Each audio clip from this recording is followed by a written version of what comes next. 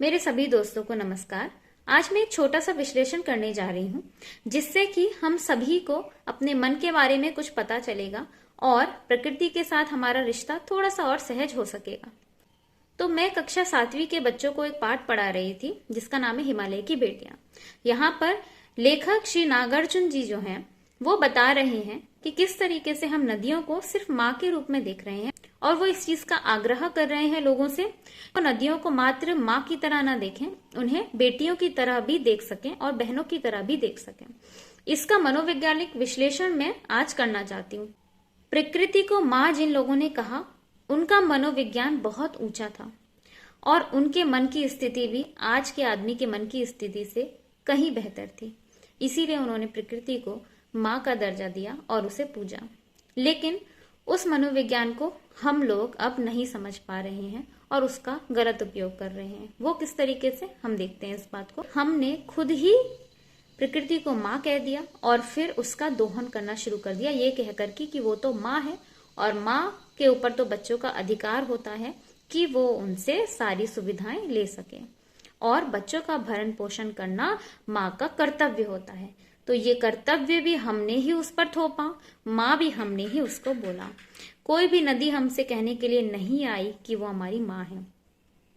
इसी तरीके से नागार्जुन जी कह रहे हैं कि नदियों को हम बेटियों की तरह क्यों नहीं देख रहे हैं, क्योंकि जब वो हिमालय से निकलती हैं तो हिमालय की गोद में वो छोटी बच्चियों की तरह खेलती हैं।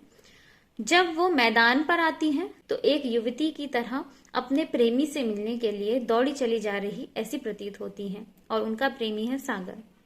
तो हम इस नजरिए से क्यों नहीं प्रकृति को देख रहे हैं या नदी को हम देख रहे हैं? हमने उसे माँ ही क्यों कह दिया है और माँ अगर कह दिया है तो उसका हम मान क्यों नहीं रख पा रहे हैं? क्योंकि अब इस शब्द का हमने शोषण शुरू कर दिया है और इस शब्द को हमने दूसरे तरीके से इस्तेमाल करना शुरू कर दिया है। तो नागार्जुन जी यहाँ पे हमसे गुहार लगा रहे हैं कि हम थोड़ा सा अपने मन को बदलें और चीजों को देखने का नजरिया भी बदलें ताकि हम उनसे अपना रिश्ता सुधार सकें। जब हम किसी एक वस्तु या व्यक्ति को एक ही आकार स्वरूप में देखना पसंद करते हैं तो हमारे उससे कुछ स्वार्थ जुड़ चुके होते हैं। ये चीज ये दर्शाती है। और पर्वतों का कितना ज्यादा शोषण हो रहा है जबकि हमने उन्हें पिता कह दिया। तो यहाँ पर ये जो विरोधाभास देखने को मिलता है ये विरोधाभास दरअसल में नहीं है। ये हम इस तरीके से प्रकृति को नाम दे करके उसका शोषण करने का एक तरीका निकाल चुके हैं।